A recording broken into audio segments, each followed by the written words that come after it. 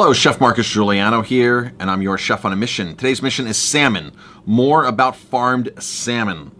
Most of you know that I am anti-farm salmon, and I'm really dedicated a lot of videos this year, just recently, to educate people on the dangers, the downfalls, the pitfalls of farmed salmon. If I can reach one more chef, one more consumer in each video, then I'm more than happy that people would listen to this and start making a change in their diet and help supporting a more sustainable food supply. Farmed salmon is not sustainable by any means, no matter what any company tells you, their website, any rating system out there tells you. If you're doing a open pen of feedlot salmon in the ocean, it's devastating, the effects that it has on the ecosystem, the environment, and everything around it. In fact, farmed salmon is killing off the wild salmon because of the disease. And I have plenty of videos on this, and you can go online and look at other sources as well. But the more farmed salmon, the more salmon farms that we have, the less wild salmon we have. And you'd think that would be the opposite because people are eating more farmed salmon versus wild salmon. But the more farms there are, the more disease, the more lice, the more viruses that spread out into the wild and kill off the wild population, because they put most of the salmon farms in the migratory paths of wild salmon. And baby little salmon fish, little fry swim by, and sea lice attach and viruses, and they have no chance of ever becoming mature adults. Very, very, very dirty, literally dirty business salmon farms are. So, because salmon farms are dirty business, Washington State is finally making a move here. Let's see, Cook Aquaculture last year got in some trouble because they were accused of not cleaning their nets properly, and current came in and the nets weren't able to pass water properly, the current, and basically mangled the salmon farms. And all these farm salmon got out into the wild and spread a bunch of diseases, a bunch of lethal diseases onto the ecosystem there and onto the wild salmon. So now, but you don't need a salmon break, the farm to break and spew out the farm salmon to get the disease out there. Just it spreads out into the ocean anyway. So Washington State has officially evicted Cook Aquaculture, I think, on most of their sites there. And by the way, if you go up the coast just to British Columbia, the natives up there, the First Nation tribes, have all formally issued evictions to the salmon farms there because they've watched their whole ecosystem collapse up there. Major detriment in the last 20, 30 years. What's happened to that coastline? The salmon are disappearing, and then the First Nations have water rights, and they have no more fish to fish. The whales, 70% of orca whales can no longer carry a pregnancy full term because they don't have enough wild salmon to eat out there. So it's creating a disaster, a nightmare. So Washington State is now passing a law, and hopefully the governor will sign it. Here's this article from king5.com, and this is March 2nd, 2018. A new inspection reveals problems at more Cook Aquaculture Atlantic salmon net pens here in Puget Sound. The report follows Washington State's decision to terminate the company's leases at 5 other pens, but according to the Seattle Times, the latest inspections at the Hope Island and Rich Passage facilities found deterioration of some anchor lines, rust, and corrosion on parts of the facility. Washington Legislature votes to phase out Atlantic salmon farming. Following the House, Friday night, the Senate voted to ban commercial net pens used for Atlantic salmon farming in Washington State. So the House and the Senate. The Washington Legislature has voted to phase out marine aquaculture of Atlantic salmon in the state. Atlantic salmon net pens have operated for decades in Washington, but have come under fire after tens of thousands of non-native salmon escaped into local waters last summer. After lengthy debate Friday night, the Senate passed House Bill 2957 on a 31-16 vote.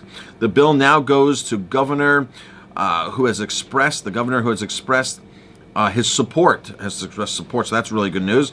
The bill would end state leases and permits for operations that grow non-native finfish in waters. The last current lease expires in 2025. The measure targets Cook Aquaculture, the largest producer of farmed Atlantic salmon in the U.S., which currently has 2 active leases with the state.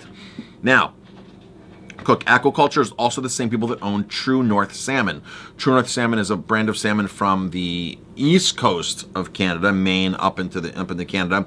And they claim they have a super sustainable salmon, their farm salmon, their Atlantic farm salmon, and they've gotten people like Martha Stewart on board. They've paid Martha Stewart, Chef Rick Moon. When you go onto his website, he is dubbed as the godfather of sustainable seafood, and Rick Moon has openly supported this, and it's on his menus, and I think there's a little bit of payoff happening there, not for sure, but I would imagine that it's the realm of what's happening. Martha Stewart's out there promoting True North, and Cook Aquaculture is one of the worst companies out there. You know, there's Marine Harvest, there's a couple other companies, but they're a major player in this industry, and they do nothing good, and they have this True North salmon out there that they're tricking chefs into buying and consumers into buying by using big-name chefs and Martha Stewart.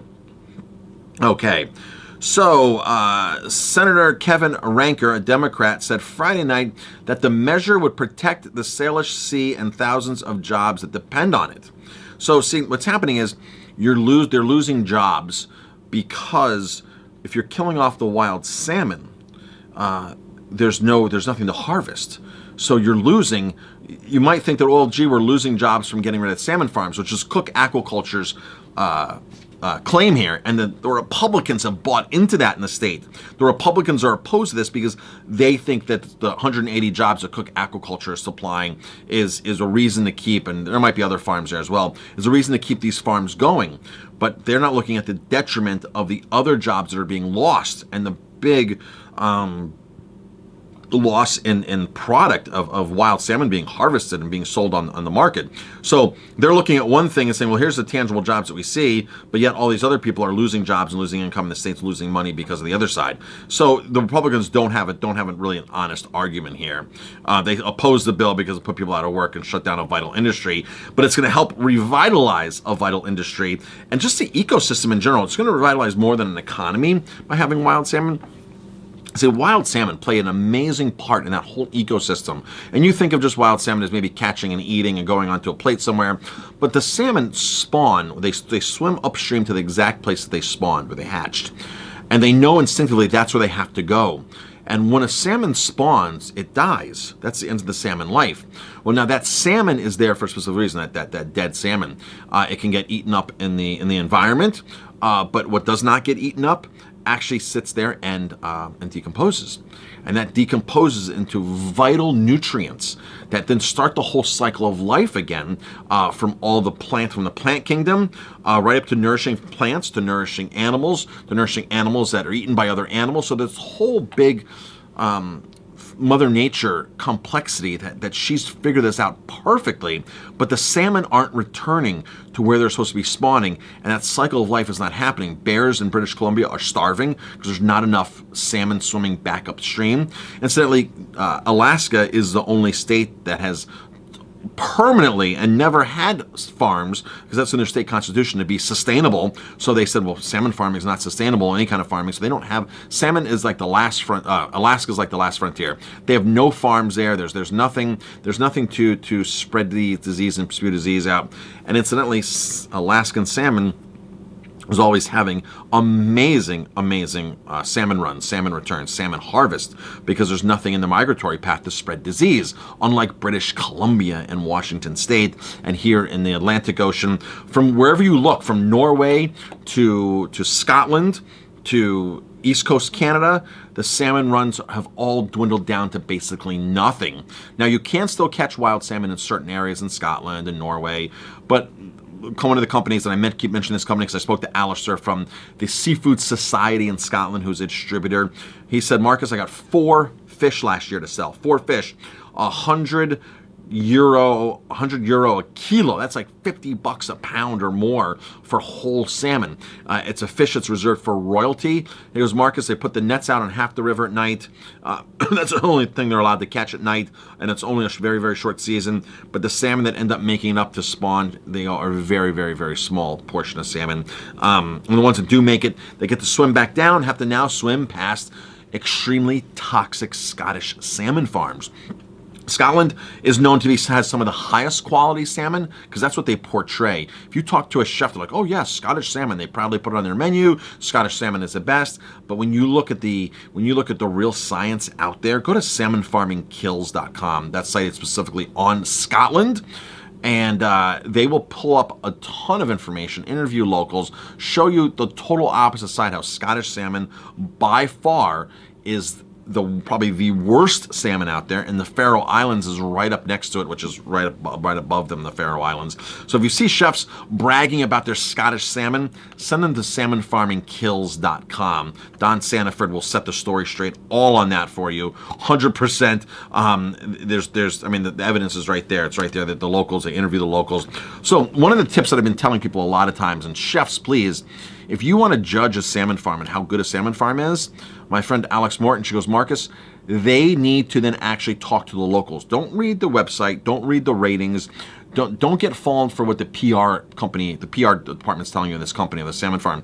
Go talk to the locals in these communities and see how well the salmon farm is liked. See what they're doing to the environment. See all of that, and that's how you're going to get your true picture of if a salmon farm is good or not. And honestly, there's probably not going to be any communities out there that are saying, "Oh, we love this. We love these salmon farms. They're not doing anything to destroy our community." I mean, everything from the lobsters to everything else that's harvested in these bays, it is a terrible situation. So Washington State, this would be fantastic if you guys can pull this through. The governor there, pull this through, get salmon farms out of Washington State and start replenishing the wild salmon. Now, the great thing is, like Alex Morton says, we've done such damage to this. But the great thing is we can fix this. We can all fix this. And the way we fix this is by every time we eat, we vote with our wallet. Getting the salmon farms out of these areas, out of these states, out of these communities is a major, major move. Salmon is a resilient species, and salmon will come back with our help. Alex Morton goes on to explain all this kinds of things about how salmon will come back.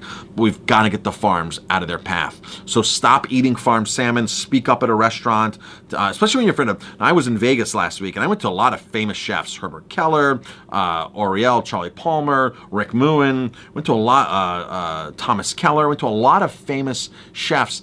And they're all serving farmed salmon. Chefs that sit there and preach, you look in their books and they tell you how it's important to buy the top quality ingredients and fresh ingredients and high quality ingredients. And they're turning around buying all toxic salmon. A lot of those chefs know this. They actually know it. So when you go to ask in these restaurants, a lot of them were portraying as, well, gee, our salmon's different. Our salmon's not the typical farm salmon. We have free range, close to wild, natural, no color added. They were telling me all these things to justify why their restaurant has better farm salmon. It's just not the case. Farm salmon is farm salmon if it's being farmed out in the open, out in the pens, out in the bays. There's another way to farm salmon, which is inland containment system, which I'm not going to get into here.